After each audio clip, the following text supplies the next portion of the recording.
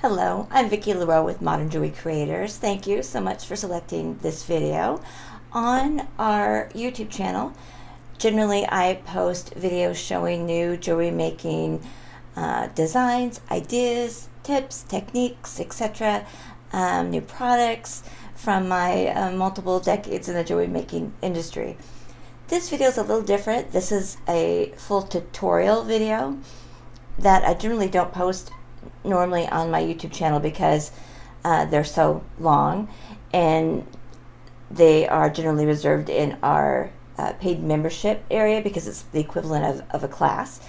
And so most of the time it's a full tutorial for a necklace or a bracelet or something, so they're at least 45 minutes long. But when I do pretty simple designs like earrings, some earrings, and they're going to be pretty short, then I'm happy to show them and post them on the YouTube channel. So what I am making today is our swinging hoops earring, one of our new earring kits. It's just this lovely hoop earring. When I do these tutorials for earrings, I will only make one. All right, so I'm missing the other one. I need to make her pair. I can leave a link down below for this kit. Depending on when you're watching it, it may not be available any longer. If you do have the kit and are following along, in all of our kits, they always include a style sheet, what we call a style sheet, that has all the ingredients, all the materials, and step-by-step instructions and photos to follow along. But this is a pretty simple design, and it was really inspired, like most of my designs, by a new component I got in, this little beautiful hoop finding. It comes with that little protective, like rubber tubing over the post to protect it, which I think is so cool. And it's just a kind of a classic, lovely style, but the quality is really exceptional, and it was new for us, and so I was excited to make several different designs with her. And this one has a little swinging chain from it, and it's fairly easy to do.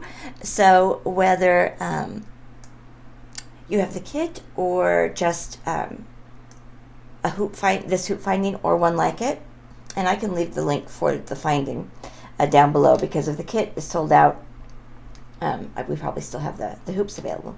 But even if you just have something similar, this can give you some ideas of designs that you can do. And when I was selecting the beads for this, I just chose a smaller and a larger. I chose kind of a gray pearl, but I just wanted something smaller for the top hoop and a little bit larger bead for the dangle off the chain.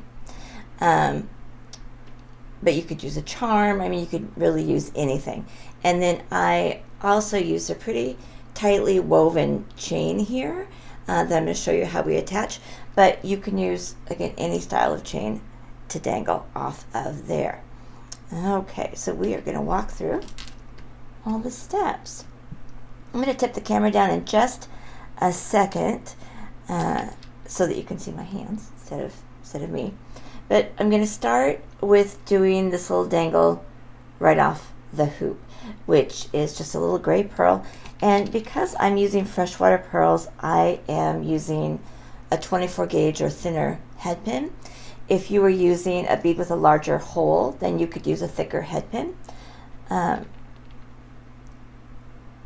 also using a little button pearl, right? So it's rounded at the bottom with a flat top. And what I like about them for earrings is that as an earring, I strung it with the rounded side down, and then the flat side is on top. And on that, I'm adding a little flat daisy spacer, and then just a simple 2mm round silver bead to kind of complete the design. I think that's so cute, right? Okay. Now, like I mentioned, because it's on this thin head pin, I have to do a wrapped loop instead of just a basic loop. Right, here's the other one. So it has a little wrap on it. Wraps are pretty, but if you have a thicker head pin, you surely don't have to do them. But in this case, I do. So I'm going to go ahead and tip the camera down and walk through those steps and get this all connected. Okay. Sorry, I just got bangs. I was getting used to them. I look like an 80s video vixen. Okay, let's tip this down. I don't like this when it falls on my boobs, so I'll try to stand taller. But I have to be able to also see what I'm doing. This is the low editing channel. Okay, so we are connecting that dangle to the hoop. Whoops, first. So, like I mentioned, this needs a wire wrap loop only because of the thin head pin, or you could choose to do one yourself. If you're not familiar with the techniques I'm showing, I have separate technique videos. I won't walk through that in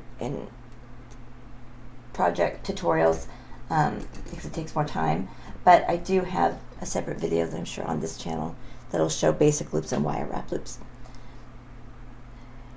When I'm doing earrings, though, I generally will do both steps on the earrings at the same time. Gosh, that didn't make any sense, did it? I normally won't make one complete start to finish and then the other one. I will normally do the same step on both before I would move on. And something like when you're doing a wire wrap loop is why that's important, because the neck that's on here, right, the little neck where the wrap is going to go, unless you've done a ton of these, it's tricky to get those the same size. And so I would generally make both of these to this point to make sure the necks were the same length so that I know they're going to drop at the same length off both earrings before I attach it. I hope that made sense. Okay, so I'm going to attach her onto here. And I apologize if my hands get in the way or you can't see it all. I mean, I'll make sure that I'm definitely showing intricate parts, or like important parts. But like I said, the wire wrap loop, if you're not familiar with how to do it, I have a separate video to walk you through it. And if you've done them, it's actually pretty challenging to do it pretty far away from seeing it, but that's okay. We'll do the best we can here. Okay. It never needs more than a couple wraps around. I gotta tuck that tail down.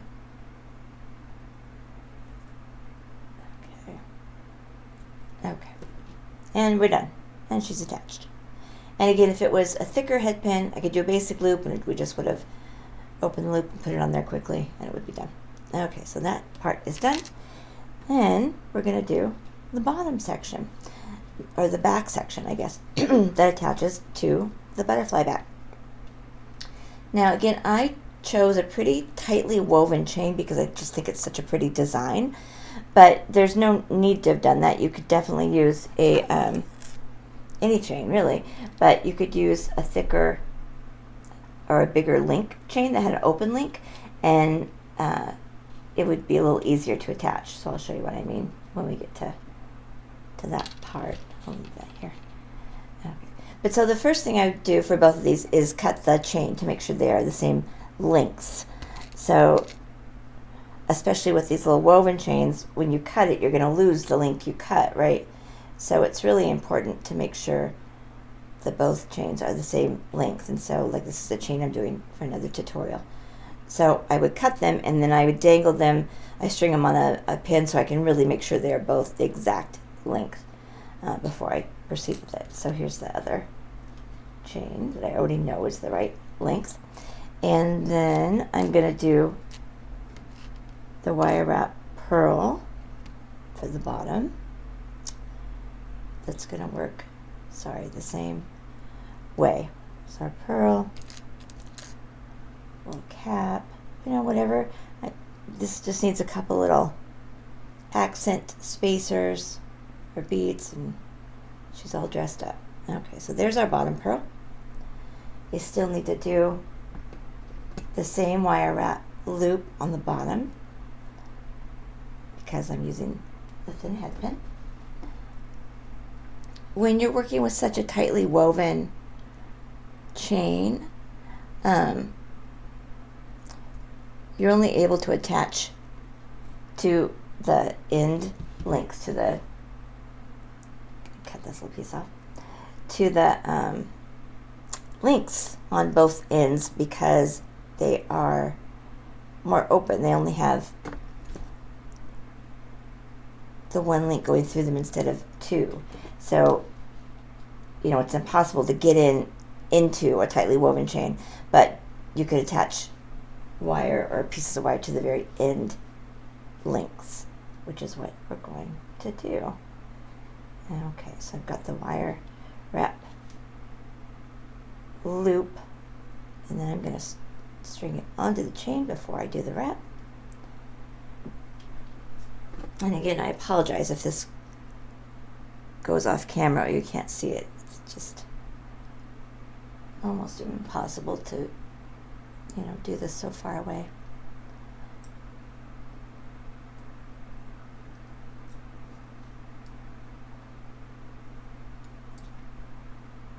And make it be nice and neat.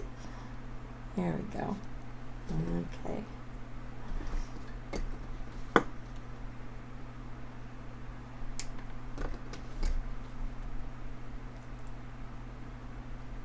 I'm going to tuck that tail.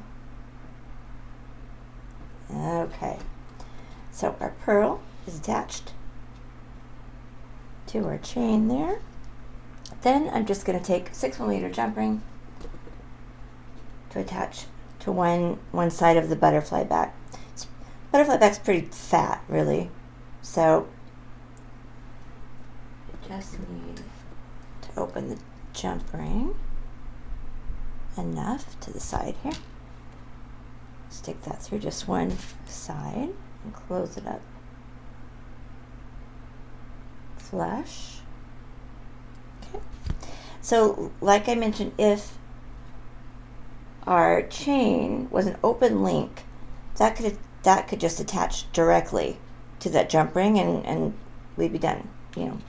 But because I chose a tightly woven design, I need a way to attach those together. So I have another little bead I'm adding right between them with an eye pin, right? And my eye pin is a 21 gauge, so it's a little thicker than the head pins I used, and so I don't have to do that wire wrap loop. I can do just a basic loop here, which will be nice. And I want to try to create a loop on the other side of this. I put a 2mm crystal on here. I want to create a loop on the other side about the same size, so pretty tiny. And again, I apologize if you just can't see it because my fingers are in the way. But just doing basic loop.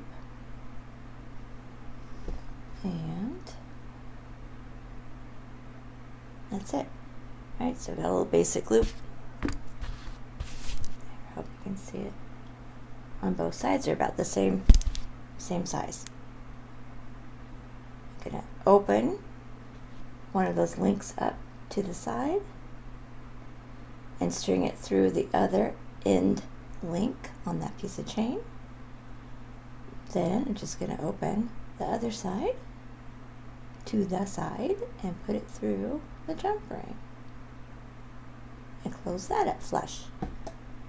And that's it. That's the back. I've got it. So cute. So there are a ton of variations, right? You can do. I'm going to tip this up. Boop, boop, boop. Hello. Okay. So again, just a ton of variations you could do. Different beads, different charms, different chain, different lengths of chain. I just chose, 2 beads I thought would go together really nicely, and I just loved how pretty this chain is. It's actually kind of really sparkly the way it's textured, even though it needed a couple other steps to make it work. That was a good length for me, but you can obviously make it longer. It only used about 1 inch of chain on each one, so it's another good chain or good use for your chain remnants. And I just did a video on that last month, I think, and I just think they're gorgeous. I think they're really modern, right, and actually pretty simple and pretty inexpensive. Just love them. And that's it. Thanks so much for joining me today. Please subscribe if you're not. I would love that. Leave a like on the video. Leave a comment below. I always forget to say all that stuff, so I'm going to throw it in. And I hope to see you back here again soon. And until then, sparkle brightly like the star that you are. Peace.